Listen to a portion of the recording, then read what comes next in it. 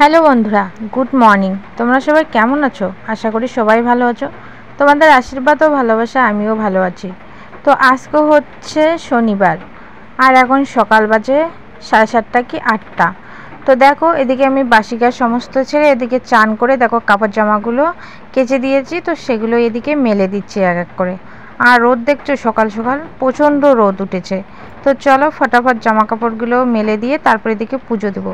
তো দেখো, এদিকে তুলসী মন্দিরটা মুছে নিলাম। মুছে নেওয়ার পর এদিকে দেখো আমাদের যে রাধা গোবিন্দ মন্দিরটা আছে সেটা ওইদিকে লেপে নিচ্ছি। তারপরে এদিকে যে বাকি ঠাকুরগুলো আছে সেগুলো ওইদিকে আস্তে আস্তে লেপে নেব সমস্ত ঠাকুরে।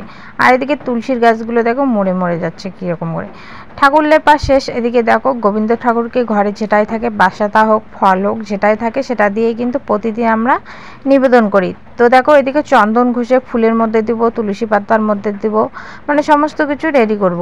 ঠাম্মা যেভাবে পুজো দেয় আমিও কিন্তু সেভাবেই পুজো দিই, মানে ঠাম্মার দেখেই আমি শিখেছি গোবিন্দ পূজা। সেই রকম করে তো জল শুদ্ধি টুদ্ধি করতে পারি না, যেরকম করে পারি সেরকম করে দিই।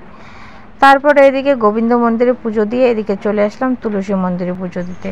তো এদিকে আমার পুজো দিতে দিতে এদিকে সবাই দেখছি উঠে পড়েছে। তো এদিকে একদিকে ভালো হয়েছে, আমি পুজো দিতে দিতে এদিকে সবাই উঠে পড়েছে। এখন চা করলে সবাই মিলে খেতে পারবো, না হলে এক এক করে চা খেতে কিন্তু ভালো লাগে না। সবাই মিলে একসঙ্গে চা খেতে কিন্তু ভালোই লাগে, বুঝলে। তো দেখো যেখানে যেখানে ফুল টুল দেওয়া সেখানে সেখানে ফুল দিয়ে এই যে প্রণাম দিয়ে নিচ্ছি।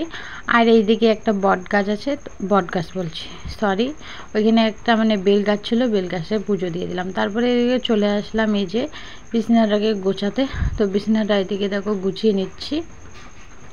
তো বিছানাটা সেরকম করে গোছাতে পারি না, তো আজকে একটু সময় পেলাম, তো ভাবলাম যে চলো বিছানাটাকে ভালো করে গুছিয়ে নিই। তো পান্নাটা তুলে আমি ঝেড়ে পেরে নিয়ে তারপরে এই যে এদিকে এক এক করে ক্যাতা টাতাগুলো ভাঁজ করে রাখলাম। আর এই যে পান্নাটা দেখছো, এই পান্নাটা কিন্তু এখন আমরা গায়ে দেই, মানে একটু ভোর ভোর টাইমে শীত করে তো তার জন্য। তো মেয়েকে দিয়েছি বোনের কাছে, তো বোনের কাছ থেকে নিয়ে আসবো। তার আগে ভাবলাম যে চলো চুলটাকে খুলে একটু ঝেড়ে নেই, না হলে সারাদিনও মানে ঝাড়া হবে না। তো আমি এদিকে চুলগুলো ঝাড়তে ঝাড়তে বোন দেখো এদিকে মেয়েকে নিয়ে চলে এসেছে। তো একখানেতেই এক কান থেকে কার কাছ থেকে কার কাছে চলে যায় তার কোনো ঠিক ঠিকানা নেই। তো বন্ধুরা, অনেক বড় একটা যুদ্ধ করলাম। ছোটো মেয়ে কিছুতেই ঘুমাবে না, ওকে ঘুম পাড়িয়ে দিলাম জোর করে। যুদ্ধ মানে খুব যুদ্ধ করলাম, কারণ ও ঘুমাতে যাচ্ছিল না। 10টার সময় ওকে শুয়েছি নিয়ে, এখন 11:15 বাজে। তো কি করব, ও অতক্ষণ শুয়েছিলাম ওকে নিয়ে। তো ঘুমালো, বড় মেয়েকে চান করে দিতে পারলাম না, ওইভাবে স্কুলে পাঠিয়ে দিলাম।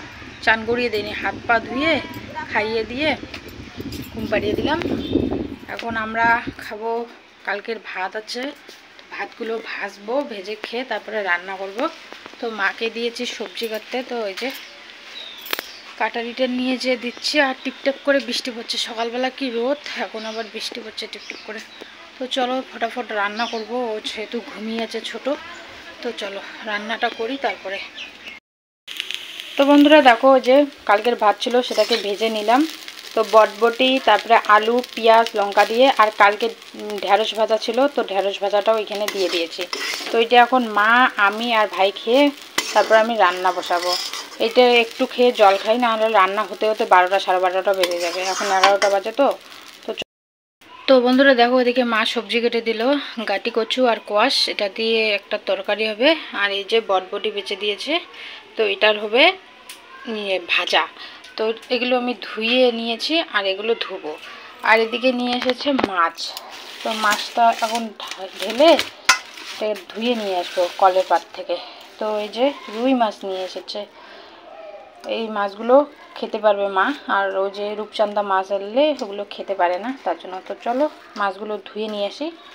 আর ওইদিকে উনানে আমি ভাত বসিয়ে দিয়েছি।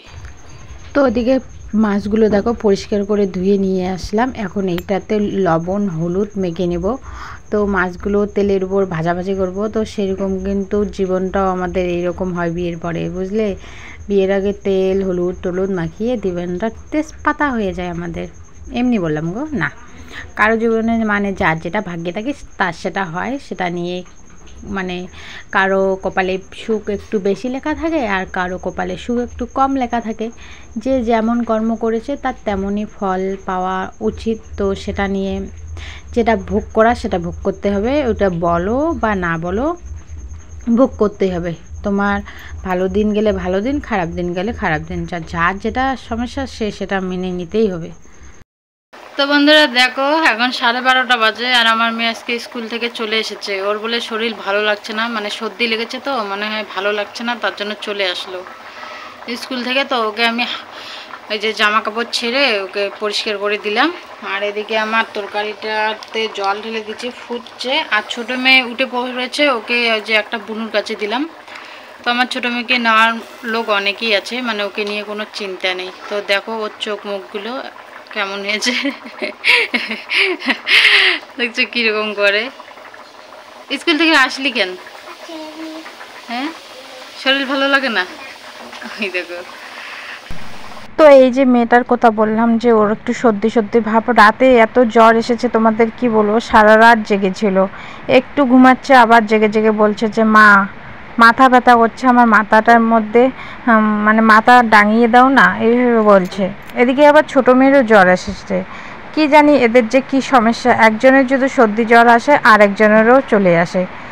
সারা রাত দুটো মেয়েকে নিয়ে জেগেছিলাম, বেশিক্ষণ ঘুমাতে পারিনি। একটু চোখটা বন্ধ করি তো এই মেয়ে উঠে পড়ে, আবার এই একটু চোখ বন্ধ করি তো ওই মেয়ে উঠে পড়ে, কত সময় আবার দুজনেই উঠে পড়ে। তো সারা রাত আজকে আমার এইভাবেই গিয়েছে মেয়ে দুটোকে নিয়ে।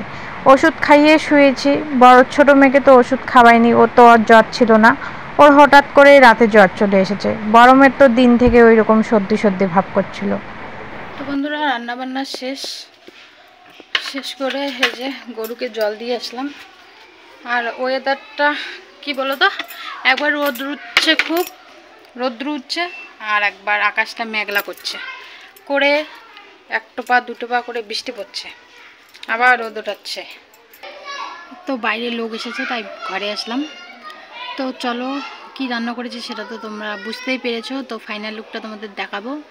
আর ভাত খেতে বললাম সবাইকে, বলছে যে পরে খাবে, কারণ সকালবেলা দেখলেই ভাজা ভাত খেলাম, তো ভাজা ভাতটা খুব টেস্টি হয়েছে, সত্যি বলছি।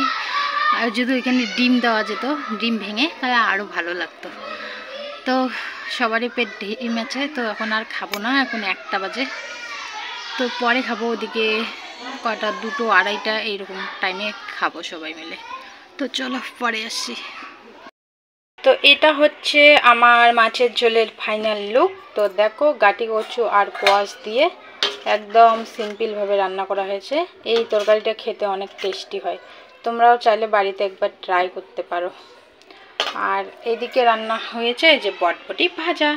বাস আজকের দুপুরের মেনু এই দুটোই আমাদের। তো দেখো ছোটো মেয়ের জন্য আর বড় মেয়ের জন্য ভাত বেড়ে নিয়েছি, এখন ওদেরকে খাওয়াবো। তো চলো ওদেরকে খাওয়াই, তারপরে মানে আমরা খাবো।